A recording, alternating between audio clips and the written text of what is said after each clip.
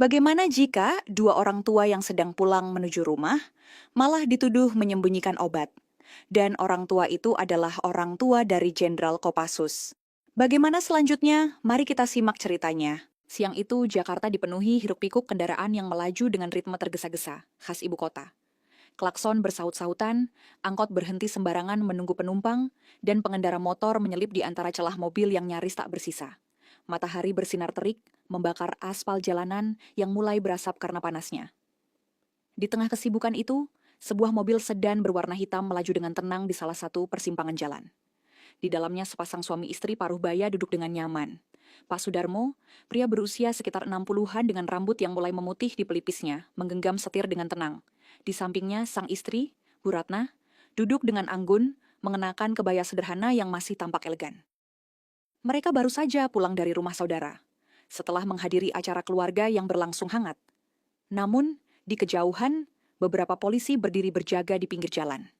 Mata mereka tajam, menatap kendaraan yang melintas, dengan sikap seolah sedang mencari sesuatu. Mereka bukan sekadar memeriksa surat-surat kendaraan atau mengawasi lalu lintas, tetapi lebih seperti sedang menunggu mangsa yang tepat. Ketika mobil mereka mendekati lokasi razia, seorang polisi yang bertubuh besar mengangkat tangan, memberi isyarat untuk berhenti. Pak Sudarmo, yang sudah terbiasa dengan pemeriksaan semacam ini, menghela napas kecil lalu menepi dengan tenang. Ia menurunkan kaca jendela, membiarkan udara panas dari luar masuk ke dalam kabin mobil. "Ada apa, Pak?" Tanyanya dengan sopan, suaranya tenang tanpa tanda-tanda panik. Salah satu polisi, pria dengan wajah penuh garis kasar dan mata tajam seperti elang, mendekat. Tatapannya dingin, penuh selidik. "Pemeriksaan rutin, Pak. Silakan turun dan tunjukkan surat-surat kendaraan," katanya. Nada suaranya datar, namun mengandung tekanan tersirat. Pak Sudarmo mengangguk kecil. Ia membuka laci dashboard, mengambil surat tanda nomor kendaraan dan surat izin mengemudi yang selalu ia simpan dengan rapi. Sementara itu, Bu Ratna mulai merasa tidak nyaman. Ia melirik ke arah para polisi lain yang tampak mengamati mereka dengan ekspresi yang sulit diartikan. Ada sesuatu dalam sikap mereka yang membuatnya gelisah.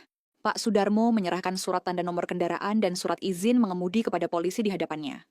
Polisi itu menerimanya, namun alih-alih langsung memeriksanya, ia justru memberikan isyarat kepada rekannya yang berdiri di sisi lain mobil. Saat itulah, seorang polisi lain dengan langkah ringan berjalan mendekat. Ia berdiri di samping Bu Ratna, lalu berpura-pura memperhatikan keadaan sekitar. Bu Ratna semakin gelisah, bukan karena mereka memiliki kesalahan, tetapi ada sesuatu dalam sikap para polisi ini yang terasa janggal. Biasanya, dalam razia kendaraan, polisi hanya memeriksa kelengkapan surat dan sesekali memeriksa bagasi atau bagian kendaraan lainnya. Namun, kali ini mereka tampak lebih tertarik pada mereka berdua daripada sekadar memeriksa mobil. Saat perhatian Bu Ratna teralihkan karena suara kendaraan yang melintas di sebelah. Tanpa sepengetahuannya, seorang polisi dengan gerakan cepat memasukkan sesuatu ke dalam tas tangan yang diletakkannya di pangkuan. Pergerakan itu begitu halus dan cepat, hingga tak ada yang menyadarinya, kecuali orang yang melakukannya sendiri.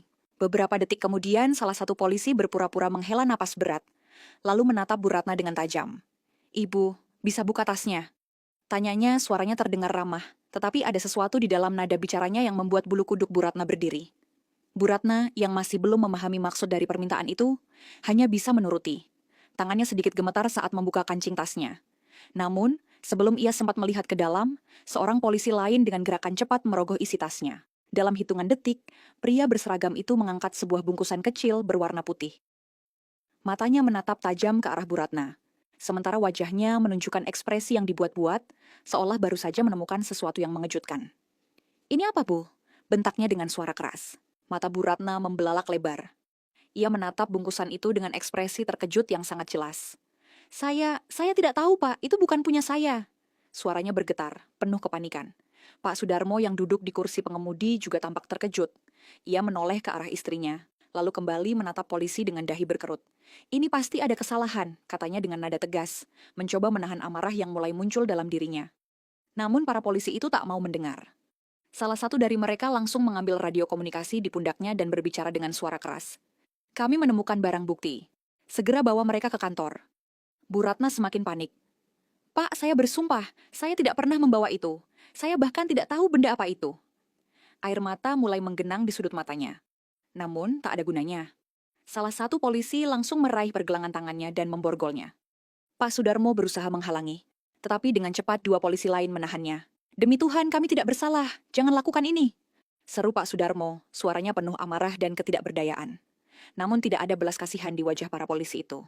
Mereka hanya saling bertukar senyum sinis, seolah sudah mengetahui akhir dari permainan kotor mereka. Tanpa banyak bicara, dua orang polisi langsung bergerak mendekat. Salah satu dari mereka meraih tangan Bu Ratna, sementara yang lain menarik lengan Pak Sudarmo. Dalam sekejap, bunyi klik terdengar jelas. Tangan mereka berdua kini terborgol.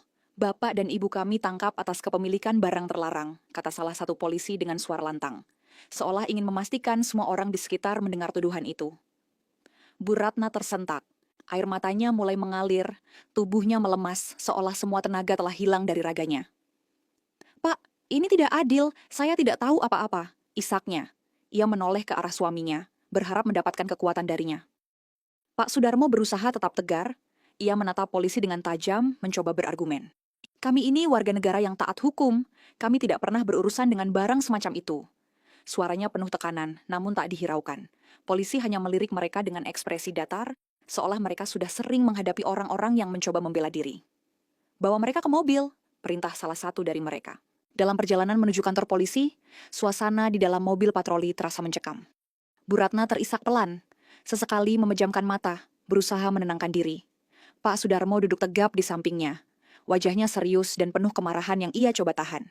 Di kursi depan, salah satu polisi menoleh ke belakang dan berbicara dengan suara pelan namun penuh tekanan. Dengar, Pak.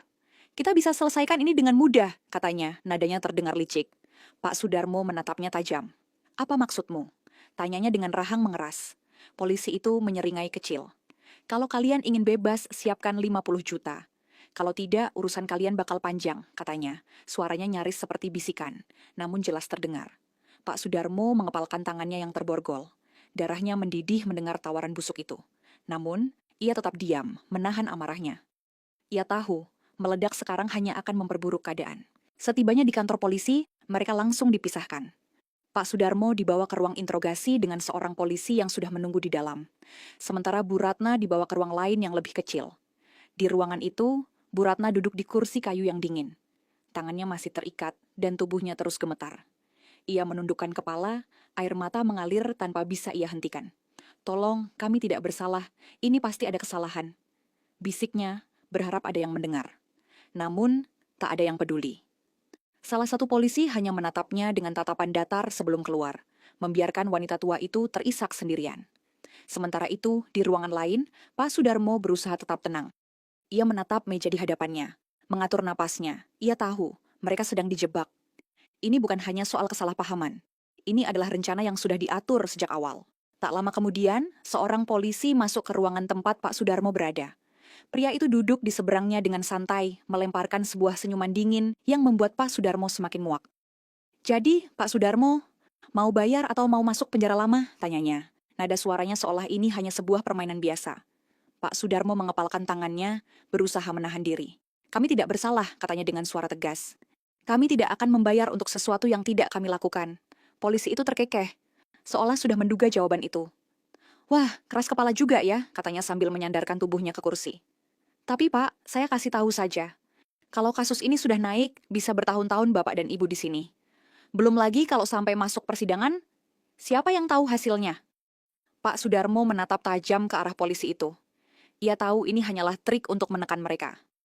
Kami akan mencari cara sendiri untuk membuktikan bahwa kami tidak bersalah, katanya, tetap pada pendiriannya. Polisi itu hanya tertawa kecil lalu berdiri. Baiklah, katanya sambil berjalan menuju pintu. Kalau begitu, bersiaplah menderita di sini. Pak Sudarmo menutup matanya sejenak, menarik napas dalam. Ia tahu polisi itu tidak main-main. Jika ia dan istrinya tidak segera bertindak, mereka bisa benar-benar terjebak dalam permainan kotor ini. Ia membuka matanya kembali, kini dengan tekad yang lebih kuat. Ia harus menghubungi seseorang yang bisa membantu mereka keluar dari jebakan ini. Di tempat lain, di sebuah lapangan pelatihan yang dikelilingi oleh gedung-gedung markas Kopassus, seorang pria berbadan tegap tengah berlatih bersama anak buahnya. Jenderal Arga, seorang perwira tinggi yang dihormati sekaligus ditakuti, memimpin latihan dengan penuh disiplin. Dengan gerakan cepat dan tegas, ia menunjukkan teknik pertempuran tangan kosong yang mematikan. Peluh mengalir di pelipisnya, namun ia tetap fokus. Tubuhnya yang tegap dan penuh otot menunjukkan betapa ia telah melalui berbagai latihan keras selama bertahun-tahun. Anak buahnya mengagumi dedikasi sang jenderal, yang meskipun berpangkat tinggi, tetap turun langsung untuk berlatih bersama mereka. Tiba-tiba, seorang prajurit berlari mendekatinya sambil membawa telepon genggam. "Jenderal, ada panggilan masuk dari nomor tak dikenal," lapor prajurit itu. Arga mengerutkan kening, mengambil ponsel itu dengan tangan kokohnya. Begitu ia mengangkatnya, suara yang sudah sangat ia kenali terdengar dari seberang. Namun kali ini, suara itu terdengar lemah, penuh amarah yang tertahan. "Nak, ayah dan ibumu ditangkap polisi," suara Pak Sudarmo bergetar. Namun masih ada ketegasan di dalamnya. "Mereka menuduh ibumu membawa sesuatu yang bukan milik kami." Arga langsung menghentikan langkahnya. Dadanya terasa sesak seketika, napasnya melambat, dan matanya langsung menyipit tajam. "Apa maksudnya, Yah? Siapa yang menuduh?" tanyanya. Suaranya dalam dan terkontrol.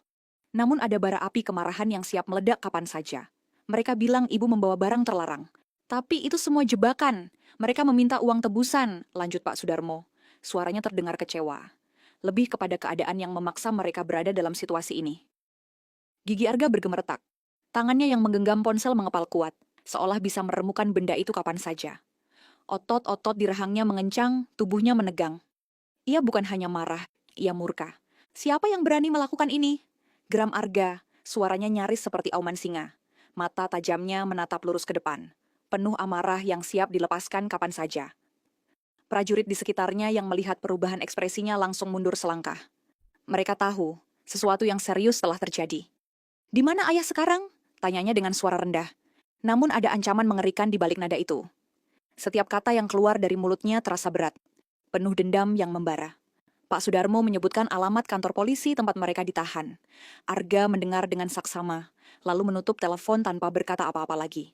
Namun, ekspresinya sudah cukup untuk membuat siapapun yang melihatnya merinding. Tanpa ragu, Jenderal Arga langsung berjalan menuju mobil dinasnya yang diparkir di dekat lapangan pelatihan. Biasanya, untuk urusan seperti ini, ia akan membawa anak buahnya. Namun kali ini, ia ingin menyelesaikannya sendiri. Salah satu prajurit berlari mendekatinya. "Jenderal, ada sesuatu yang bisa kami bantu?" tanyanya dengan penuh hormat. Arga berhenti sejenak, menatap prajurit itu dengan mata tajam. "Tetap di markas. Aku akan mengurus ini sendiri," katanya tegas sebelum masuk ke dalam mobil dan menyalakan mesin dengan satu gerakan cepat. Ia melesat keluar dari markas, menyusuri jalanan Jakarta yang padat dengan kecepatan tinggi. Amarahnya semakin memuncak setiap detik yang berlalu. Tangan kirinya menggenggam kemudi dengan kuat, sementara tangan kanannya mengepal di atas pahanya. Dalam pikirannya, hanya ada satu hal, menghancurkan siapapun yang telah berani menyentuh orang tuanya. Begitu sampai di depan kantor polisi, Arga memarkir mobilnya dengan kasar, hampir menyentuh trotoar. Ia keluar dengan langkah lebar dan penuh determinasi. Wajahnya menunjukkan ekspresi dingin yang mengerikan, tatapan seorang prajurit yang siap membinasakan musuhnya. Beberapa polisi yang berjaga di depan gedung langsung menoleh. Mereka sempat terkejut melihat seorang pria berseragam militer dengan lambang Kopassus berjalan masuk dengan langkah penuh keyakinan. Beberapa dari mereka mulai merasa cemas, namun tetap berusaha menjaga wibawa. Seorang petugas yang sedang duduk di meja resepsionis berdiri dan menyambutnya dengan sopan, meskipun ada sedikit ketegangan di wajahnya. "Selamat siang, Pak. Ada yang bisa saya bantu?" tanyanya. Jenderal Arga menatapnya dalam-dalam. Tatapan itu membuat petugas itu langsung merasa keringat dingin mengalir di punggungnya. "Di mana orang tuaku?" Suara Arga terdengar berat, nyaris seperti bisikan. Namun, dalam keheningan kantor polisi, suaranya terasa menggema, membawa aura ancaman yang membuat semua orang di ruangan itu menegang. Arga menatap polisi di depannya dengan tatapan tajam yang menusuk. Sorot matanya yang dingin seakan bisa membekukan siapa saja yang melihatnya. Rahangnya mengeras, otot-otot di lengannya menegang. "Di mana orang tuaku?" Suaranya begitu datar, tapi ada ancaman yang tak terbantahkan di baliknya. Polisi itu menelan ludah, tubuhnya sedikit menegang. Ia tidak tahu siapa pria ini, tapi auranya membuat bulu kuduknya meremang. Ia melirik rekan di sebelahnya, berharap ada yang mengambil alih situasi. Namun tak satu pun dari mereka yang berani menjawab dengan tegas. Dari balik ruangan, terdengar suara langkah kaki yang santai. Seorang polisi lain muncul dengan ekspresi sinis. Itu adalah salah satu dari mereka yang menangkap Pak Sudarmo dan Bu Ratna di razia tadi. Ia berjalan dengan percaya diri, melipat tangan di depan dada, lalu memandang Arga dari kepala hingga kaki dengan penuh ejekan. "Oh, jadi ini anak mereka?" katanya sambil menyeringai. "Pantas saja kau datang dengan terburu-buru. Tapi aturan tetap aturan. Kalau kau ingin mereka bebas, kau tahu syaratnya." Ia mengangkat bahunya dengan santai, seolah memegang kendali penuh atas situasi ini. Di matanya, Arga hanyalah pria biasa, yang bisa dipermainkan dengan uang, sama seperti yang lain. Namun, ia baru saja membuat kesalahan besar. Jenderal Arga tak lagi menahan diri. Amarah yang sudah ia tekan selama perjalanan kini meledak tanpa bisa dibendung. Dalam hitungan detik, tanpa peringatan, tinjunya menghantam wajah polisi itu dengan keras. Tulang rahang berbunyi nyaring saat pukulannya mendarat tepat di pipi lawannya. Polisi itu terhuyung mundur, tubuhnya oleng ke belakang sebelum akhirnya terjatuh menghantam meja. Semua orang di ruangan itu membelalakan mata. Suasana yang tadinya penuh arogansi mendadak sunyi. Beberapa polisi lain refleks meraih senjata mereka. Tapi mereka ragu. Mereka baru sadar bahwa pria di hadapan mereka bukan orang biasa. Dua orang polisi mencoba menyerang, tapi mereka tak tahu bahwa yang mereka hadapi adalah seorang prajurit terbaik yang telah berlatih selama bertahun-tahun dalam pertempuran jarak dekat. Arga bergerak cepat. Dengan satu langkah maju, ia menghindari pukulan salah satu polisi dan langsung menghantam ulu hatinya dengan siku. Polisi itu mengerang kesakitan, terjatuh sambil memegangi perutnya. Polisi lain mencoba menyerang dari samping, tapi Arga lebih cepat. Ia menangkap tangan pria itu, lalu memelintirnya dengan kasar hingga terdengar suara tulang yang bergeser. Pria itu berteriak kesakitan sebelum tubuhnya dilempar ke lantai seperti boneka kain. Dalam waktu singkat, ruangan itu berubah menjadi tempat pertarungan brutal. Meja dan kursi terbalik, dokumen-dokumen berterbangan, dan suara tubuh yang jatuh memenuhi udara. Beberapa polisi yang awalnya merasa berkuasa kini meringkuk di lantai, mengerang kesakitan. Setelah memastikan tak ada lagi yang bisa menghalanginya, Arga menarik napas dalam-dalam, mencoba menenangkan dadanya yang masih dipenuhi kemarahan. Ia lalu berjalan ke arah lorong yang menuju ke sel tahanan. Sepanjang jalannya, beberapa polisi lain yang menyaksikan peristiwa tadi memilih menyingkir dengan wajah pucat, tak berani menatapnya. Begitu sampai di depan sel, ia melihat ayah dan ibunya duduk di dalam, wajah mereka masih penuh kecemasan. Tanpa ragu, ia menghantam kunci gembok dengan satu pukulan keras. Besi itu bengkok dan pintu sel terbuka.